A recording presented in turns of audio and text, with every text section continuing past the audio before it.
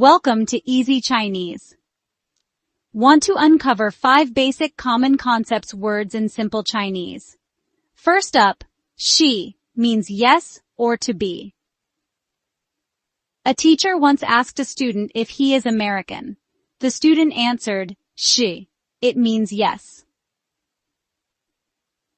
不是 means no or not.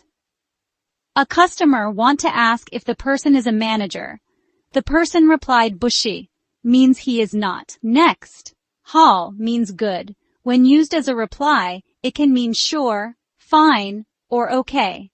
When you add d at the end of a sentence, it indicates a confirmation. Halda means sure or okay and shows agreement.